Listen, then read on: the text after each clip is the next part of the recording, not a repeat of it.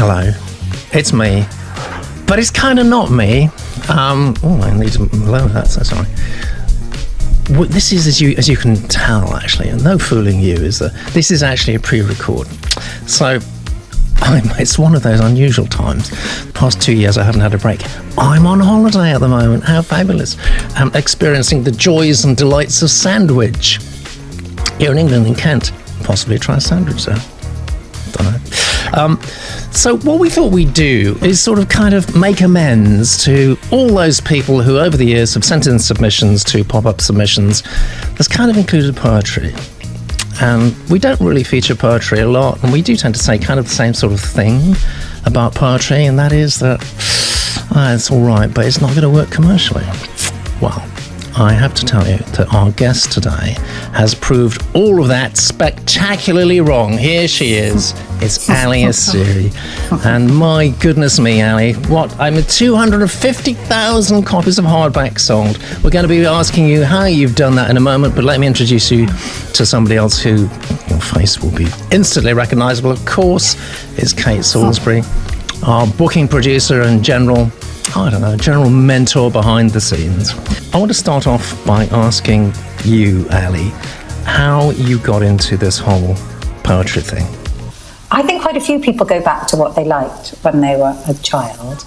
Yeah. And the iPad came along, and I thought a poetry app might work well because you could look at a poem and you could hear it read. And I asked actors to come along and hear them read.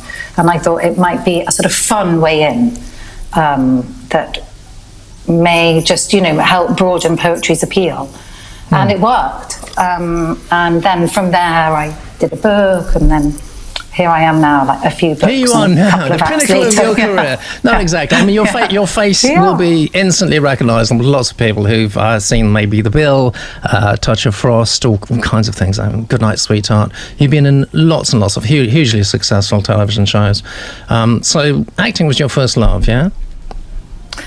Acting was a sort of another first love. I suppose when I was a child, I read poetry, and it was probably quite a private thing. And I loved acting all the way through school. Although I suppose it was definitely linked because I did lots of what was called speech and drama, and they sort of, learning poems and reciting poems. So they were very linked.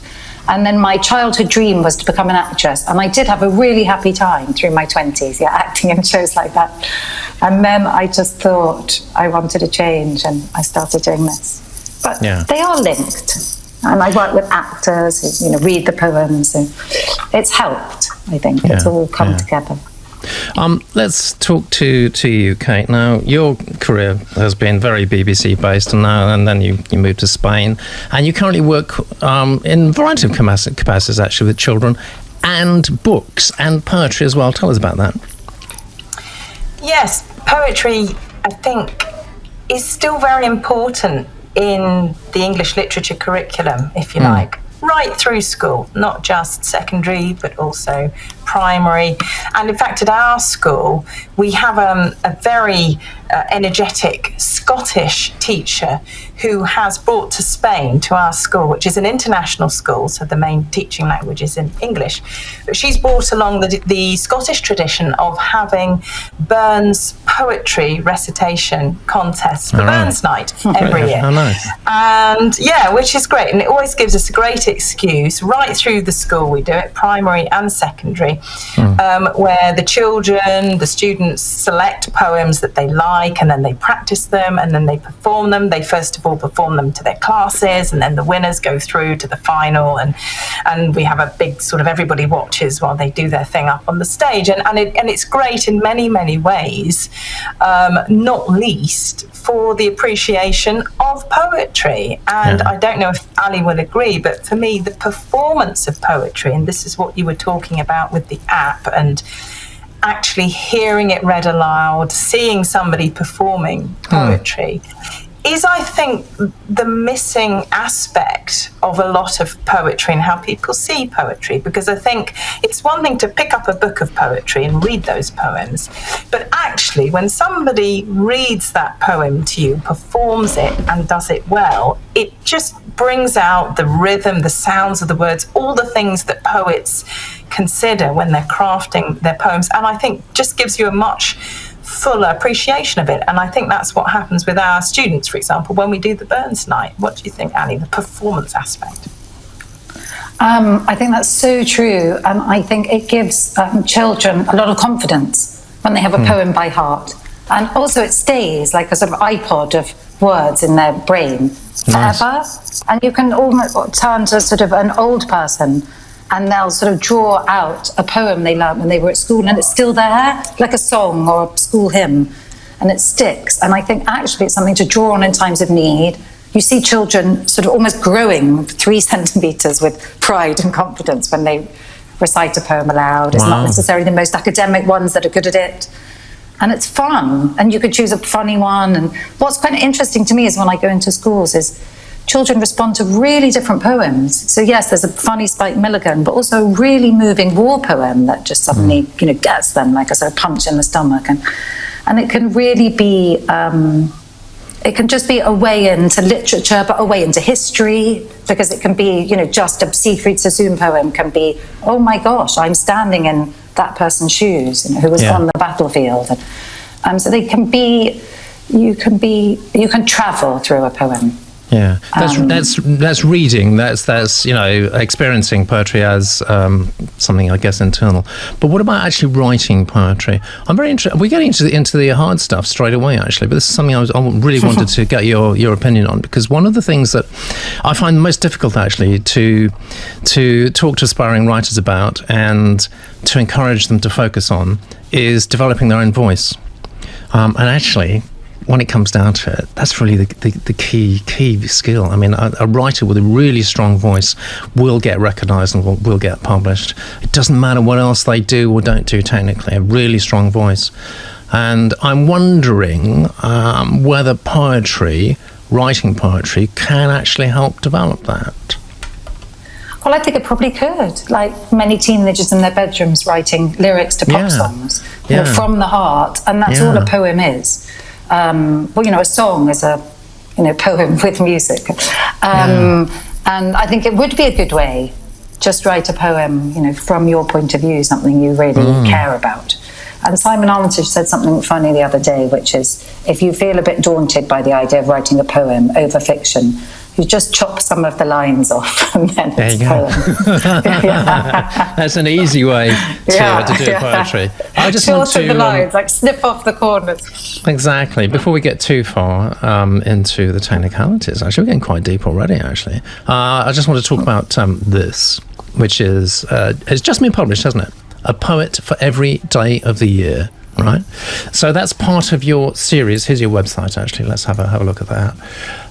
That's the most recent book on the left. What did you start out by doing, and how did you come to do it? Oh, it's been so much fun, or like a giant puzzle. I did think that it was perhaps an easier way into poetry, rather than picking up a poetry book and thinking, I don't even know where to start. Just having a poem a day as something that you might read, in the morning to give you a little boost, like a shot of caffeine, or Brilliant in the idea, evening, actually. something soothing. Or maybe in the evening, just something soothing before you go to bed. Or you could just use it as a birthday book. What's on your birthday? What's on my birthday? Yeah. I've got poems that are set in the seasons, so that's why they sit in that times of year. Or there's some love poems around Valentine's Day, poems just for different reasons, on different dates. So it might be a cultural reason because there's a festival, or a seasonal reason, or a historical reason, the date of World War I. There's some war poems. So it was really fun to put it together. So that was your idea, and did you have modest ambitions for it? I mean, just because everyone who watches this is really interested in this burning question. Every author has kind of a slightly different answer. How did you get published? Well, so with a poem for every night of the year, which is the first one I did in the series. Okay. Well, the publisher Macmillan, I think they thought if we sold 2,000, that would be a massive success. Yeah, and I think that book's done. That one came out first in 2016, and It's sold over 100,000 hardbacks now. Wow. Yeah, I know. How did that happen? There must be a reason. How did that happen?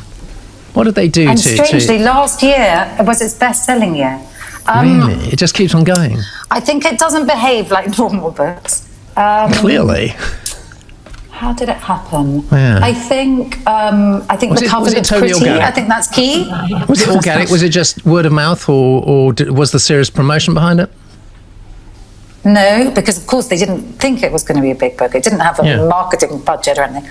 I always had a lot of faith that more people liked poetry than even they thought they did. Yeah.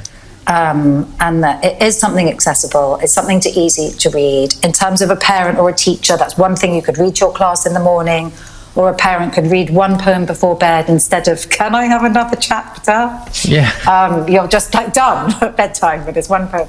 And I thought for a child, I didn't read a lot of fiction when I was little. I think I found, many books just too long, too dry. I wasn't ready for what, schools call sort of chapter books for quite a long time. And so I sort of thought, I think people do like poetry more than they think. They like it at a wedding. They're moved by it at a funeral.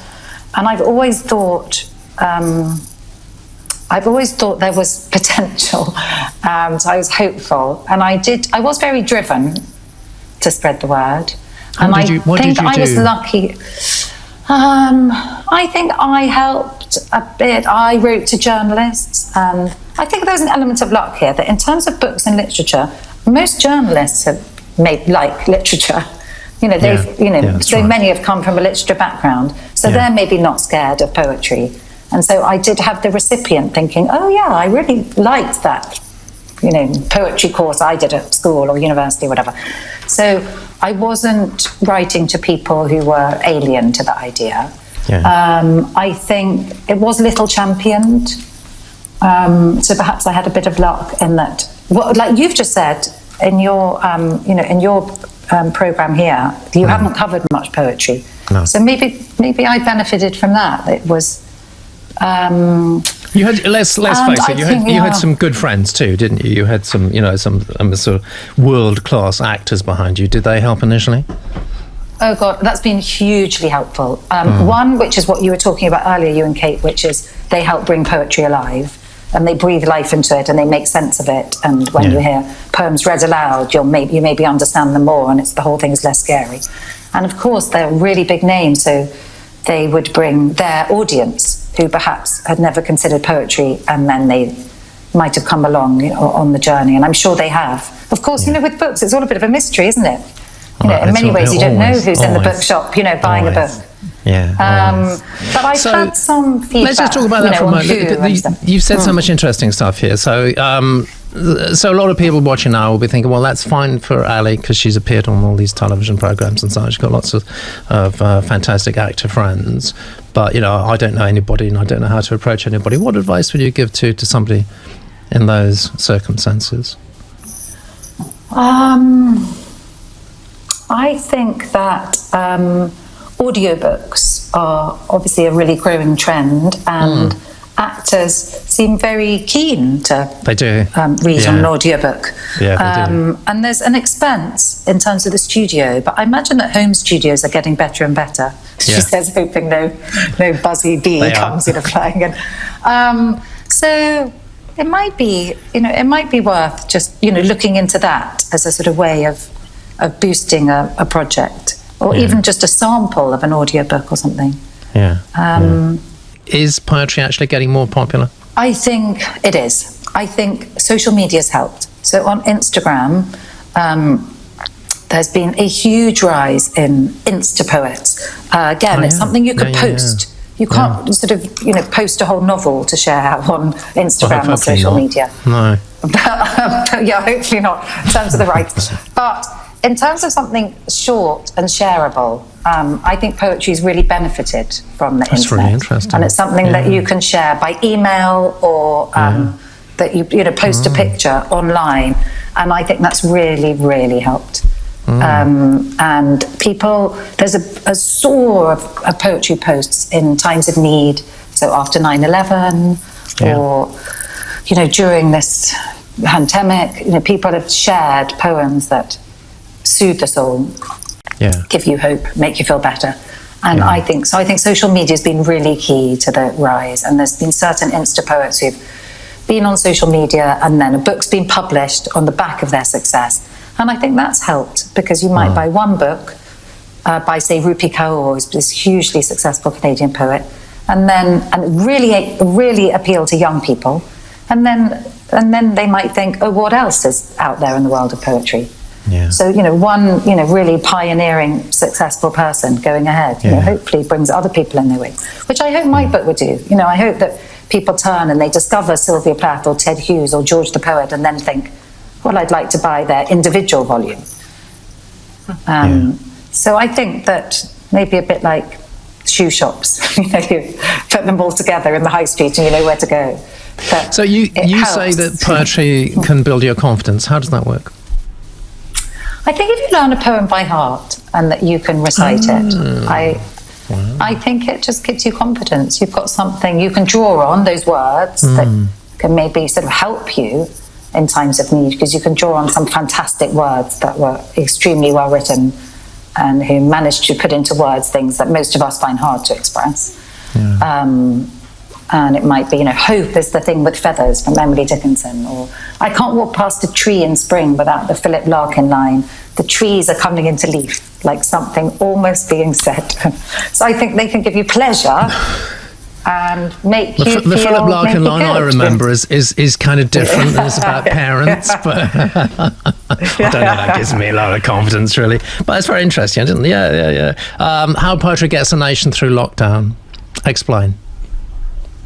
Well, I think people have turned to poetry as something that is comforting and soothing, and it might help you, get to sleep at night. It might be something you want to share, with a friend or a family member. That I've read this, and isn't it wonderful? And I'm going to share with you. So it's been a way of connecting. I've heard. Though we were saying it's very hard to know in the world of publishing who's buying what book, because we're not in Waterstones with our pad, making a note. But I have had emails and messages on social media, and I heard that someone telling me that the grandmother was reading on Zoom to the grandparents a poem for every day from my book. Lovely. That was just so sweet, just a way of connecting. Yeah. I think all literature is a way of connecting, isn't it? Well, hopefully, yes. I mean, there is this interesting sort of discussion about that, whether it's primarily about expression or about communication. And different people have different views on that. It can get quite subtle. I'm very curious, Kate, to know what's happening on the front line, because you have direct day-to-day experience of young people and young minds. I mean, is poetry a significant thing for them at all, or is it, in the back in the analog realm? Yes, it really is. I mean, the younger ones are still massively influenced by humorous poetry, things that make them giggle.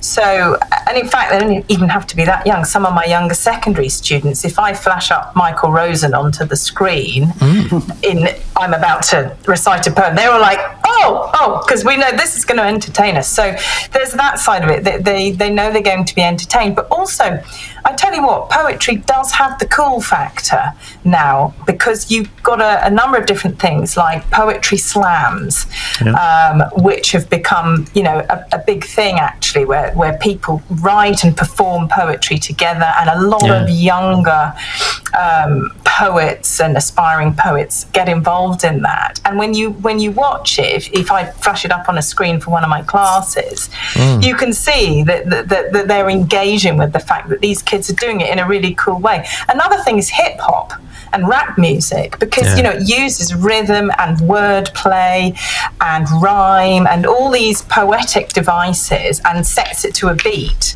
And if hip hop hasn't got the cool factor, then I don't know what has. And that's essentially just taking poetry, putting it to music, and you hear some rappers really playing with words and extracting all the juice out of words and bars, as they call them, from the kind of silliest puns right through to kind of searing, passionate expressions of their feelings about things. And that all resonates. And I think Allie's point about about the short form as well, because nowadays literature is up against, so many other distractions, computer gaming and all that sort of thing. So things that can capture the attention for a short time and aren't expecting you to engage with it and invest hours and hours and hours of your life to, for a lot of people, that's attractive. Do you know what? I often think a really good place for poetry books in a house is in the toilet. Because when you sit down on the loo and you want to pick up a book, poetry is perfect. You just read a couple of poems while you're there. I know that's very unromantic, but actually it's just perfect time. You have a little moment of contemplation. It used to be books with cartoons, but all sorts of things. But I think that poetry books in the toilet, you could put them in a lot worse place. Yeah. Do you know? I mean, I'm not going to ask you about that actually, but I'm going to say, do you actually know, apart from the grandmother who actually has been buying your, would you call them anthologies? Is that a fair anthology? Yeah. Do you know who's been buying them? What for? Is there an element of gifting, do you think, in them? Yeah, and I think that in terms of when you were asking about the commercial success, I think the gifting factor has probably been huge. Yeah, because they're pretty things, aren't they? Look at, I mean, look at the latest one here. Yeah, I've got it. Look. Yeah. It's beautiful, actually, isn't it? It's gorgeous. It doesn't actually come out till it comes out on the 30th of September, 2020. Oh, really? I thought it was a few days ago. Okay, so we're well in advance of the curve on this. Yeah. Yeah, and it's hardback, yeah. Yeah, it's hardback. Yeah, and that too. That's very interesting as well, because that's got the buy me quality. And if you gift a paperback to somebody, it kind of it's all right, but it's a bit cheap. You give a hardback to someone, and it's a quality present, isn't it? Actually, so it goes at a price premium as well. That's great. So how many? I mean, roughly, what do you think? What's your instinct? About 50% of sales gifting? Yeah, maybe. Yeah, I don't know. Yeah, that's interesting, and I think they've sold. They've sold well in independent bookshops, and the bigger bookshops and online. And then they're also they are in some gift shops. Yeah. So some small gift shops have been selling them, and so yes, I think so. The gift market probably is big. In normal times, and I don't really know what the word means anymore. But what would you do to promote? Would you be regularly out there doing events and stuff? What sort of events would you do to promote? The festivals. I love the literary festivals, and I'm doing the Cheltenham Literature Festival in October. Everyone seems to be doing that. It's extraordinary. Really, They've got every writer there's ever written anything. You've written a shopping list. Yeah, Cheltenham Festival. It's extraordinary, amazing, really. They ought to sponsor us, shouldn't they? Actually, shouldn't be rude about it. It's really fun. Yeah, it's really fun. Yeah. So literature festivals. Yeah, I'll go into schools, signings in bookshops. And then some live events in theatres and stuff. All right, you do that as well. What format does it take? Is it an evening with Allie or what? Well, generally in the theatre events or the literature festival events, which are on stage, a couple of actors will come along and I'll talk about poetry and lead into a poem or a poet in this case, and then they'll read the poem. Yeah. So we try and sort of do a journey through poetry, maybe take you through a year so you know where you're going. Nice. And it'll be a mixture of comic, sad, historical. Yeah. Okay, so how do you actually put together an anthology? How do you start? Well, I start with a very big chart, which is empty of all the days of the year. Right. It's always 365. Really easy.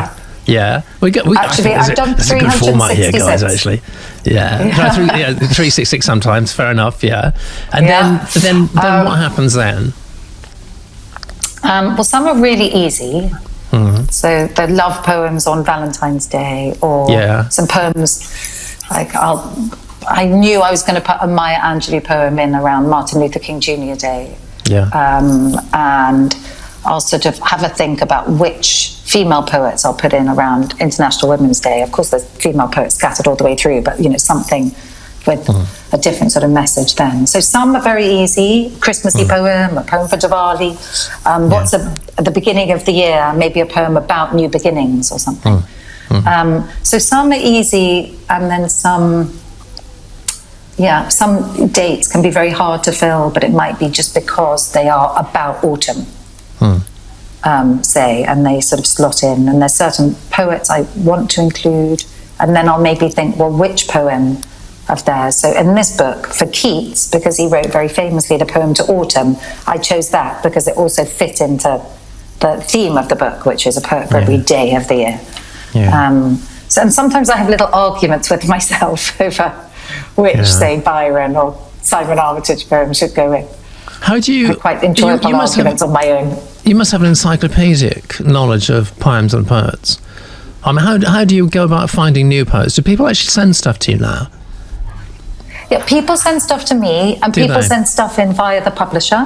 Okay. And I always want to, look at who's out there now and who's new and who should be included.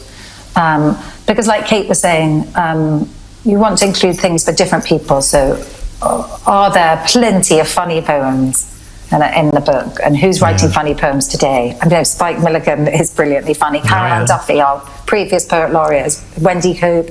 There's some, established poets of the last century, I'd say. Before that, quite difficult to find a lot of comedy. Michael Rosen.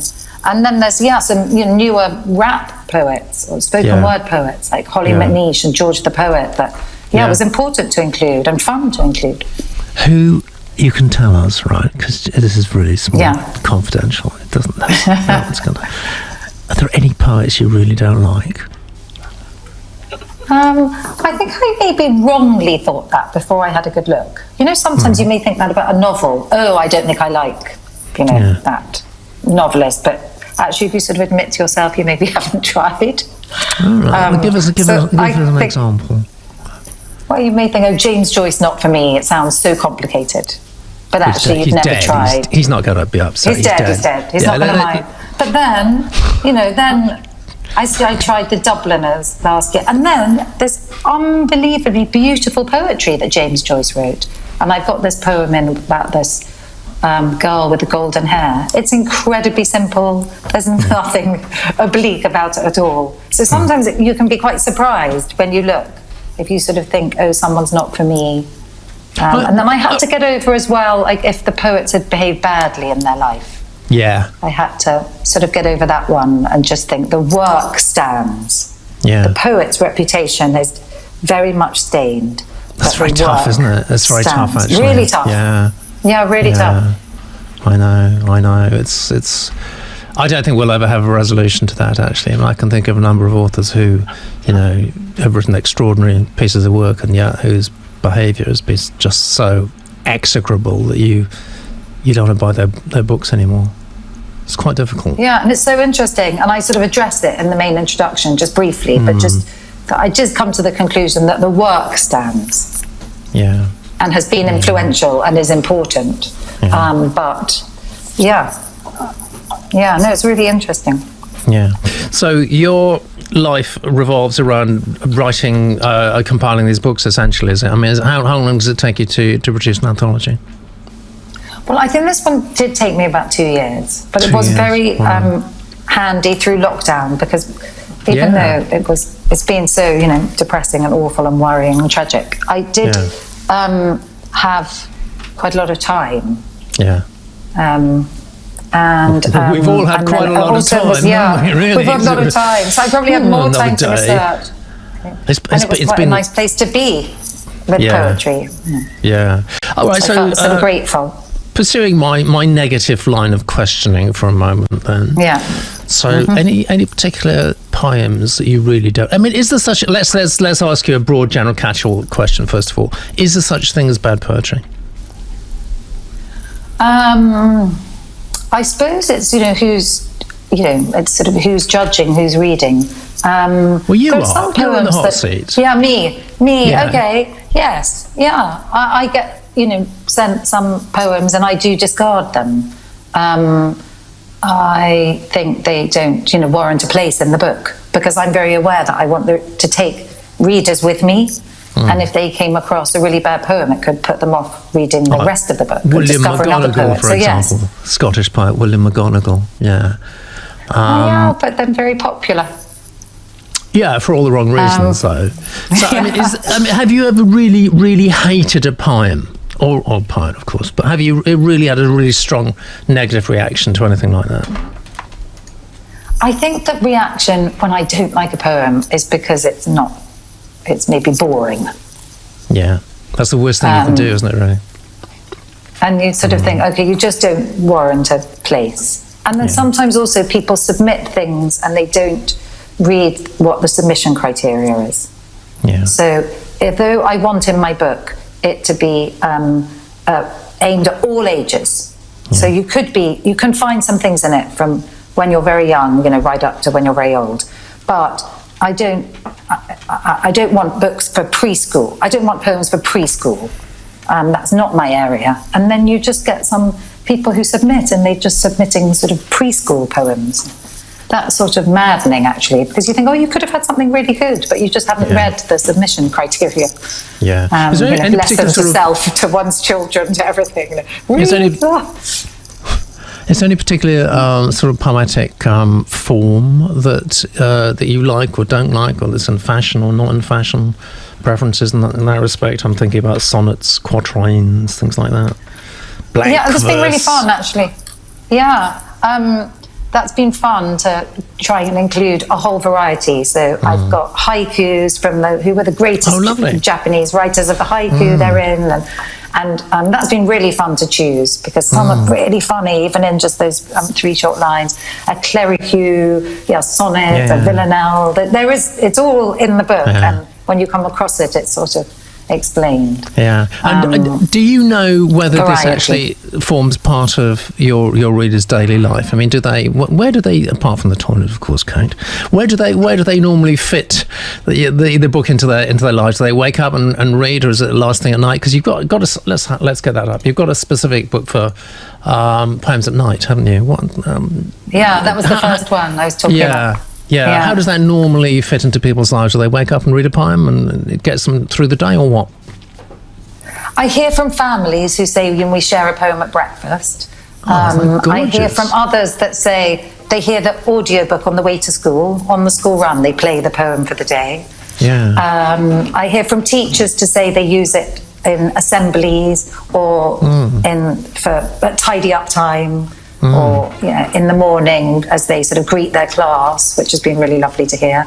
And then some, but this couple in their 70s came up to me at a festival, and she said to me, my husband reads me a poem every night before I go to sleep. Oh, that's lovely. That's it keeps love alive, doesn't it? It keeps the flame going. Yeah, it was really lovely, Would that be erotic poetry for the older set? Well, it's not really in these books. It's aimed at all ages. But, oh, really? There are poems of love. That's the next one. There are many erotic poems for every night. The Lovers Collection. I like it. Yes. Yes. How often Bawdy do you read limericks, poetry? How often do you read poetry, Kate? Is it part of your life? I would be lying if I said I did it a lot, but I think. And actually, this is one of the reasons why I'm quite grateful for the job I do now, which is running a library and doing English lessons and literature lessons with students, is that it makes me read poetry. And because it's not something I automatically gravitate towards. I'm more of a fiction reader by nature, whereas Allie's obviously more of a poetry reader. But when I do, I never regret it. I'm always pleased that something's propelled me towards poetry because I always enjoy it. So I always, around the Burns time of year when we're all knee deep in poetry, I really enjoy that. Love watching and listening to the children do that, and also discussing in class, because we study poetry anthologies as part of the curriculum, and sometimes, as I mentioned earlier, I might just break up a lesson by, say, putting a performance of a poem up on the screen for all of us. In fact, I tell you what, very recently I was very affected by a number of poems, some written by one of our regular guests on pop-up submissions, who's probably better known among our viewers as a novelist, and that's Emma Robinson. But she writes poetry as well. I didn't know that. She does. And as Ali has just mentioned here, she shares these poems from time to time on social media. She tweets them or what have you. Good idea. And around the beginning of school, she's written a lot of things relating to parenting and parenthood. But she tweeted a couple of poems that she'd written previously about the first day at school when they're little, the first day at secondary school when they're older. And both of those had me in tears. I mean, they were wonderful. lovely and really affecting. Wonderful. And Pam Ayres has written a poem which I love called September Song, which is all about when your kids go off to university, when they take that first flight from the nest if they're going away to study, and how that makes you feel. And it's typical Pam Ayres because it's a mixture of humour and pathos. And it's just fabulous. And so it was very much of the season as well. I read all those poems within a couple of days of each other. And they really moved me, and they really just enriched that time of year. As a teacher, I was going to school and then receiving these kids. As a parent, my own daughter was starting secondary and my son was back into primary and all that. And they just really resonate in the way that other things I was reading at the time did not. Yeah. That's wonderful, actually. I mean, I got to say, I didn't know Pam Ayres was still alive. She must be about 170, is she? You got any Pam Ayres in any of your books? Yeah, no, really? Yeah, Really? I have got a Pam Ayres in the book. Yeah, I was so pleased to get one. Yeah. And she's done masses, hasn't she? She's done masses for poetry. Totally. Like you said, over the last decade. I think that I always have a few poems at the beginning of September in my anthologies which are on that back to school feeling, because I think as a parent with a child you can relate to it, but we can all relate to it because we all went to school. So I think it's sort of fun to go back there, whoever the reader is. I've just got a very prosaic question here, but it's kind of important. I suppose anyone who's thinking about doing anthologies and stuff like that. I mean, permissions must be a nightmare for you. You must half of the 2 years. I mean, is it? What do you have to do to get permission to include a poem? It's really laborious, but I've done it before on the Love Book Poetry app and the Love Book Poetry book. I had to clear the rights, but I am unbelievably lucky. Macmillan are completely terrific. They clear all the rights, so it's incredibly time consuming. It's time consuming and very expensive. But sometimes when I did clear the rights, I found quite a lot to enjoy in it. So Siegfried Sassoon, for example, his estate is managed by his granddaughter. Oh, really? And so it was very special just having this email correspondence with her. And she was one of the first who gave me permission. I was so grateful. Then I worked out that A.A. Milne estate were quite tricky to deal with, but then I just, had a sort of opportunity to persuade them that this would be a good thing for the poem to be in the book. And it was quite fun, actually, meeting the different people who look after the different estates. But it really is time consuming. So if any people watching this want to do it, it's worth pursuing, because you do have quite interesting discussions, and you'll meet different people in the process. But do allow yourself lots of time. I can imagine. It's long. It's a long process. Applying. It's not just the UK law. You've got to deal with legislation in other countries if you're trying to sell the book internationally. What are international sales, by the way? Do you sell outside of the UK? Well, I'm no expert in this, but the book is published by Macmillan for UK and Commonwealth, so it's sold in various countries around the world. And you're right, when clearing permissions, I've got in this book, because it's it's full of global poets as well as all the UK-based poets you might have thought. So I've got from who are the greatest, like I said, the Japanese writers, although they're out of copyright, but French, Spanish, Nigerian, Canadian. So you do have to clear rights in different places. Wow. I think because this is all in English, it's a harder sell overseas, because they would have to translate all the poems and pay the rights all over again. It's a really good question. I think it's harder for poetry, I would say, to get those overseas sales. What you've done is an equal achievement to Poems on the Underground, really. And Poems on the Underground, I think, was just one of the most wonderful things to ever happen. And you know more about it than I do. Tell everybody, particularly people who don't happen to, to travel on London transport. Tell everyone about Poems on the Underground. Oh, it's such a brilliant thing. When you're sitting on a tube, there's one of the posters opposite you has got a poem, and they cleverly always choose something short that fits in the poster, which is, never very big, is it? It's sort of, in that kind of little, that sort of small area above where the people opposite you are sitting.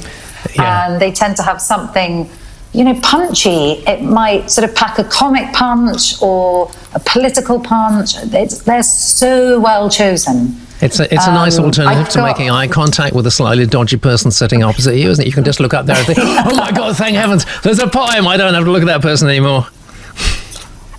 Or the advert that you've read in 3 seconds. But the poem, you can, sort of take a bit of time. One that was very successful, Celia by Adrian Mitchell, I've got in the book, which is when I was old and weary, I walk down High Holborn and think of you with nothing on. It's very funny. A little 4-line poem that I first discovered sitting, on the tube. The poems and the underground. And I noticed in New York, they do a similar thing. They copy dance. Yeah. Did they? I don't know. Yeah, I don't know who started it. Absolute brilliant idea. And the whole business about gifting reminded me of a friend of mine, a male friend, when once I was saying, I can't think of what I'm going to get for my sister for her birthday this year. I haven't got any ideas. And he, without missing a beat, he said, nice underwear and a book of poetry. Yeah, like and I said, got the order right. Definitely, practical first. Exactly. He said, if you're ever thinking of the ideal present for a woman, especially, nice underwear and a book of poetry. And I said, okay. And I took his advice, and I got her a nice cami top and a book of poetry. She loved it. Absolutely loved it. So there you go. So flowers and champagne, so passé. So I'm gonna give Ali one of Ali's anthologies to somebody with a nice underwear this year. I think that's brilliant advice. Absolutely brilliant. Thank you so much, Kate. Thanks for joining us today, and thank you very much, Ali, for everything you've done for Poets and Poetry.